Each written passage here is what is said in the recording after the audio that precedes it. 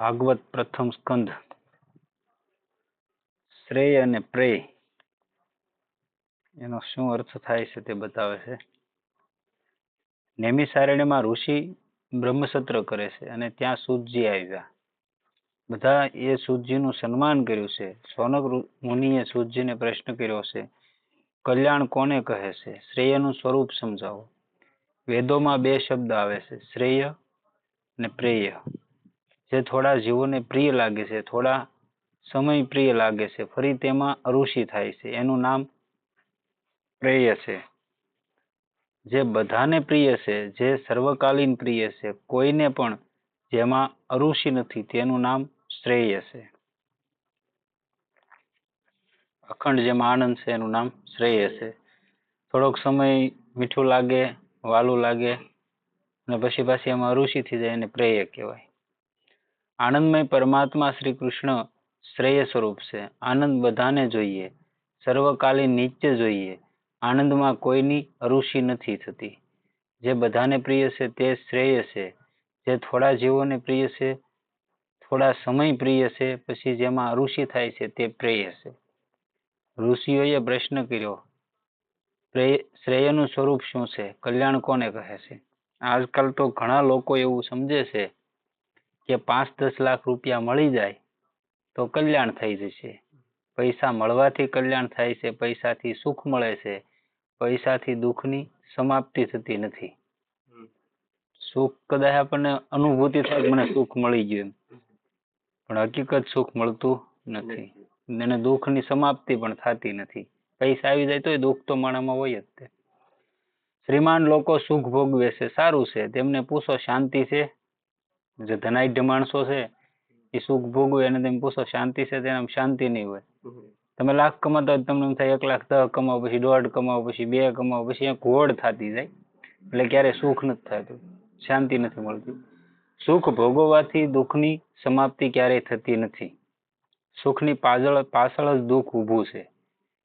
દરેકને આનંદ પ્રાપ્ત કરવાની ઈચ્છા છે. શ્રેય સ્વરૂપ શ્રી કૃષ્ણ છે. આનંદ દરેકને જોઈએ, સર્વકાલીન જોઈએ, કાયમ માટે આનંદ જોઈએ. ઋષિઓએ પૂછ્યું, કલ્યાણનું સ્વરૂપ સમજાવો. કલ્યાણ પ્રાપ્તિનું સરળ સાધન બતાવો. કળયુગના લોકો બહુ તકલાદી, દુર્બળ છે. આ જીવ એવો છે કે અલ્પ શક્તિ હોવા છતાં પણ તે શક્તિને બહુ વેડફી નાખે છે.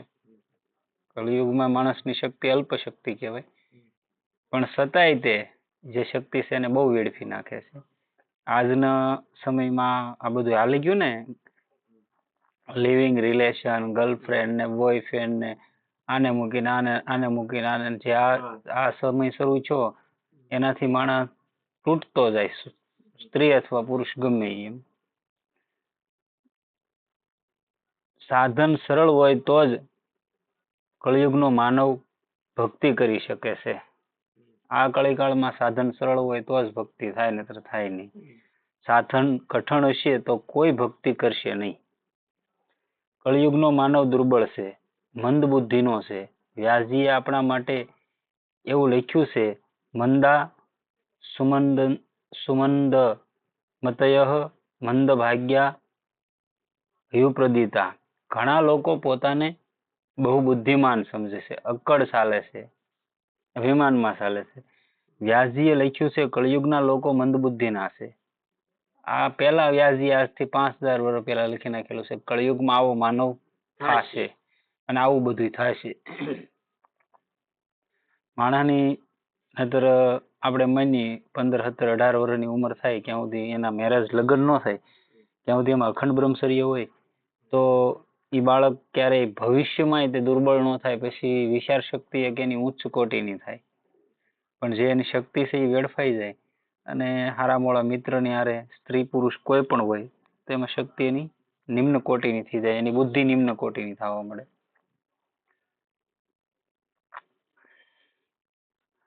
એટલે કળિયુગના લોકો મંદબુદ્ધિના છે. જે કામ કરવાની બહુ જરૂર છે તે જ નથી કરતા અને જે કામ કરવાની જરૂર નથી તે કરે છે. પ્રાતકાળમાં 4 વાગે ઉઠીને ભજન કરવાની બહુ જરૂર છે, એ નહીં કરે. આજનો કોઈ પણ વર્ગ લઈ લો, આપણીથી માંડી તમામ લઈ લો ને, સ્ત્રી પુરુષ કોઈ પણ હોય તો એક જ કામ કરે. સવારમાં કદાચ વહેલા નીંદર આંખ ખુલી ગઈ ને જાગી ગયો એ માણસ, તો શું કરે? પેલા મોબાઈલ જોયો, કોઈનો મેસેજ આવ્યો, હું છે લાય તો જોઈ લઉં. પેલું જાગી નહીં તો ક્યારેય ઉઠતા વેત સીતારામ કે રામ રામ કે રાધે શ્યામ કે રાધે કૃષ્ણ કે શિવ કે હરિ કઈ નામ નહીં લે, પેલો મોબાઈલ જોય નેટ શરૂ કરી. અને અમુક વસ્તુ છે ને એ ત્યાંથી જ તે માણસની પડતી શરૂ થઈ જાય, એવું થાય. લોકો યાત્રા કરવા જાય છે, લોકો યજ્ઞ કરે છે, દાન આપે છે, સારું છે, અતિ ઉત્તમ છે. ઘરમાં પ્રાતઃ 4 વાગે ઉઠીને ભજન કરો, ધ્યાન કરો, જપ કરો, જે કરવાની બહુ જરૂર છે. તમે જાત્રાએ જાઓ તો ન્યાય તે અત્યારે શું થઈ ગયું, કોઈ પણ વૃંદાવન જાઓ, અયોધ્યા જાઓ કે કેદારનાથ જાઓ, ત્યાં શું થઈ ગયું, માણસ જાય ટૂંકા ટૂંકા કપડા પહેરેલા હોય અને સેલ્ફી લેવી ને રીલ્સ બનાવી ને એક આખો એક ઓલું આલી ગયું. ભગવાન માટે કોઈ નથી જતું, એને પોતાના શોખ માટે જાય, એવું છે.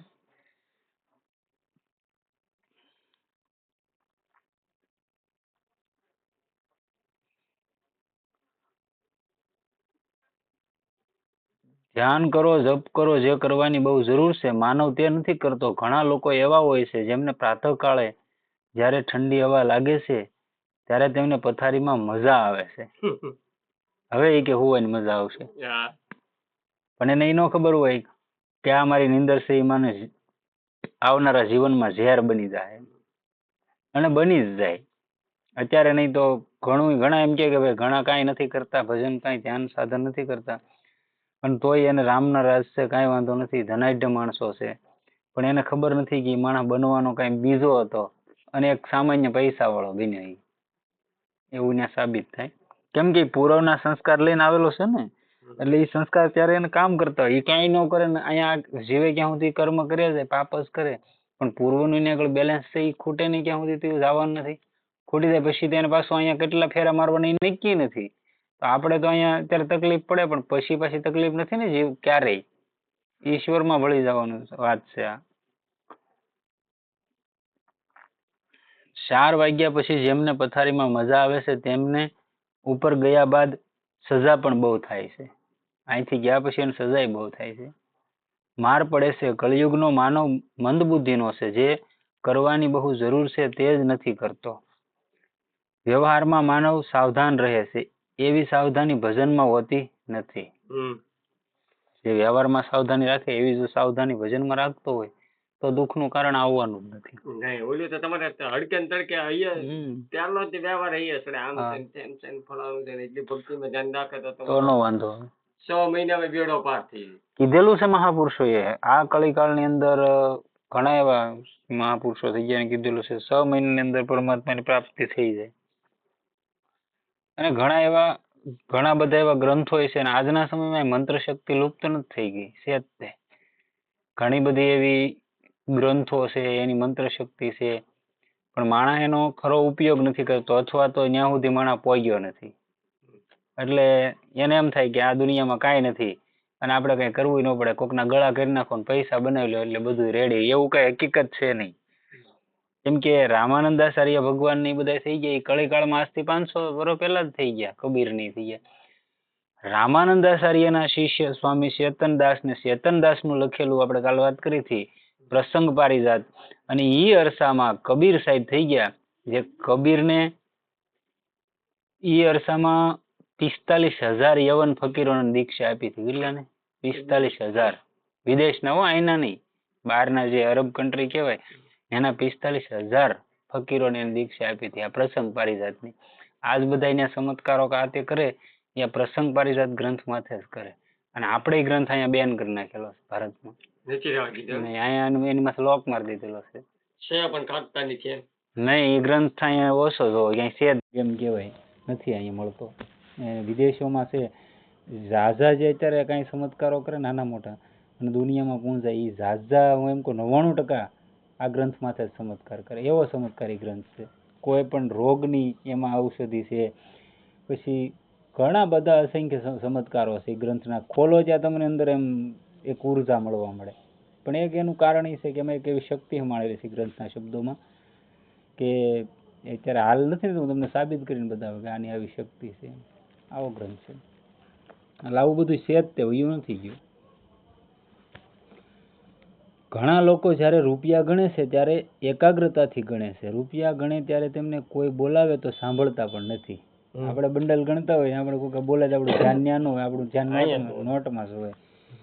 તમે કંઈ કહ્યું છે મેં સાંભળ્યું નહીં. રૂપિયા ગણે ત્યારે જો બીજું કાંઈ બોલે તો તે સાંભળતો જ નથી. પરંતુ માળા કરવા જ્યારે બેસે અને ત્યારે કોઈ આવે ત્યારે બધું સાંભળે છે.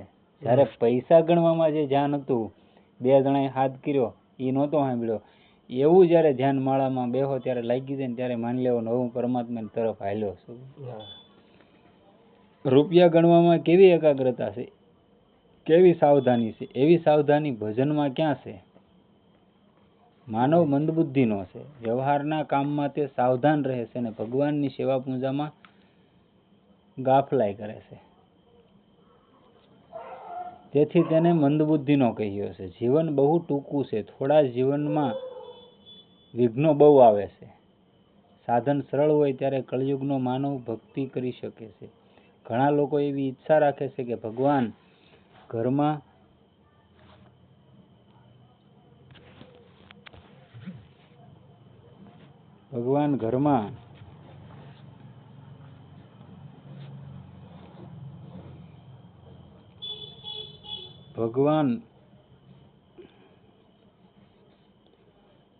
મને બધી પ્રકારની અનુકૂળતા કરી દે તો હું ભગવાનની પૂજા કરીશ. માણસ શું કે ભગવાન મને ઘરમાં જ બધી અનુકૂળતા કરી દે તો હું ભગવાનની પૂજા કરું. મારી ઈચ્છા અનુસાર બધી પ્રકારની અનુકૂળતા હોવી જોઈએ તો પૂજા કરે, નહીતર ન કરે. જીવ જગતમાં આવે છે ત્યારે તે પાપ અને પુણ્ય બે જ લઈને આવે છે. કોઈ જીવ એવો નથી જે માત્ર પુણ્ય જ લઈને આવે છે. પુણ્યનું ફળ અનુકૂળતા છે, પાપનું ફળ પ્રતિકૂળતા છે. અનુકૂળતા એટલે આપણે ન સારું કરવું હોય તો સ્વેચ્છાથી સારું થઈ જાય, એને અનુકૂળતા કહેવાય. અને પ્રતિકૂળતા તમે મહેનત કરો છતાંય તમને સફળતા ન મળે, પ્રતિકૂળતા કહેવાય. સામેલી આવે એને પ્રતિકૂળતા કહેવાય. ઘરમાં મારી ઈચ્છા અનુસાર બધી પ્રકારની અનુકૂળતા મળવી જોઈએ, આવી ઈચ્છા રાખવી એ જ અજ્ઞાન છે. બધી પ્રકારની અનુકૂળતા કોઈને મળી નથી. કદાચ મળે તો પણ તે ભક્તિ કરતો નથી. ઘણા એવા ધનાઢ્ય માણસો છે, એના બાળકો છે, એને બધી અનુકૂળતા છે, ક્યાં કરે ભાઈ માળા લઈને ભજન કરે? કેમ કે એનું જીવન જ એવું થઈ ગયું, ભગવાન શું છે એને ખબર જ નથી. અને આજનો પાખંડ જે આજના સમયમાં સમાજમાં પાખંડ ફેલાણેલો છે એની તરફ માણસ ગાંડો થઈને હાલે. સામાન્ય ચમત્કાર બતાવે કોઈ એવા જાત ચાલાકીના ને એવા બધા, એટલે માણસ એની તરફ કે આ તો બહુ ચમત્કારી છે, આમ છે ને તેમ છે. હકીકત ચમત્કાર જેવું દુનિયામાં એવું કંઈ છે નહીં. ચમત્કાર કરીએ કે આપણે ના નથી પડતા, એક સિદ્ધિ હોય ચમત્કાર થઈ જાય, પણ એ કોઈ તમારે જ્યાં ભોગવાનું છે એમાં કંઈ કામ આવતો નથી. મેન કારણ એ. અને જે મેં વાત કરી પ્રસંગ પારિજાતની, એ ગ્રંથમાં 108 અષ્ટપદી છે અને 108 અષ્ટપદી કામ માટેની છે કે કોઈ એવા તમારે જે કંઈ તમારા જીવનના અથવા તો કોઈ પણના પારમાર્થિક કામ માટે જે માણસ કામ કરવું હોય તો એ અષ્ટપદીના પ્રભાવથી તમે એ કામ કરી શકો. એને બધું એમાં આપેલું છે. મેં તો એ ગ્રંથ જોયેલો છે. એને તમે અમુક વસ્તુ એનું વિધાન હોય બતાવેલું હોય કે આને ક્યારે સિદ્ધ કરવાની, પછી આની પાછળનું ફળ શું છે, આ તમે કરો તો એનું ફળ શું છે, કેવી રીતનું કરવાનું, બધું છે. હવે તમારે ન કરવું હોય તો એ તમારી માથે. એટલે આવી વસ્તુ છે ને અહીંયા મળતું નથી. બાકી ચમત્કાર હાલતા થઈ જાય તો એમાં હું આપણે પૂંજાઈ જાય. આપણે અહીંયા કોઈ આગળ, અહીંયા તો એટલામાં કોઈ આગળ નહીં. એક અયોધ્યાના મહાત્મા છે, એની પાસે નાગા સાધુ છે. જીવ જગતમાં આવે છે ત્યારે તે પાપ અને પુણ્ય બે જ લઈને આવે છે. કોઈ જીવ એવો નથી જે માત્ર પુણ્ય જ લઈને આવે છે. કેમ કે પાપ ને પુણ્યના કર્મથી જ આ શરીરનું બંધારણ થાય, નહીતર બંધારણ થાય નહીં. આ મેન કારણ છે. એટલે બે એકબીજાને માની લો પુણ્ય થોડુંક છે ને પાપ વધારે છે તો આપણે જીવન જીવતા હોય એમાં આપણે પહેલા સમયમાં થોડોક સારું જીવન જીવી જાય. એટલે આપણને એમ થાય મારે તો કાંઈ વાંધો નથી, ઠામુક ઓલું કર્મ શરૂ થાય પાપનું, અને આ જન્મમાં આપણે કંઈ કર્યું ન હોય. હવે નાનપણથી અમુક સમજણ છે ત્યાંથી આપણે ભજન કરતા હોય, માળાઓ કરતા હોય, ભગવાનનું નામ જપ કરતા હોય તો કાંઈ તકલીફ થવા નથી. તો તમારું પ્રારબ્ધ ભજન ન ભૂલી શકે. એ તો રામકૃષ્ણ પરમહંસને ભોગવવું પડ્યું હતું, અને રામના બાપા દશરથજીને ભોગવવું પડ્યું હતું. એ તો અને કૃષ્ણ ભગવાનના મા બાપ વાસુદેવ દેવકી તેને જેલમાં જઈને ભોગવવું પડ્યું હતું. તો આપણે તો શું કહેવાય, પણ મતલબ તમને દુઃખ ન થાય એનાથી. રામકૃષ્ણ પરમહંસને કેન્સર થયું હતું પણ એને દુઃખ નહોતું. આ હિત પ્રેમાનંદ છે, રોજ રાતે 1 વાગ્યાના ઉઠીને વહી આવે, 2 કિડની ફેલ છે પણ એને દુઃખ નથી. પ્રારબ્ધ આવે પણ એને તકલીફ ન થાય. કોઈ પણ જીવ એવો નથી જે માત્ર પુણ્ય લઈને જ આવે છે.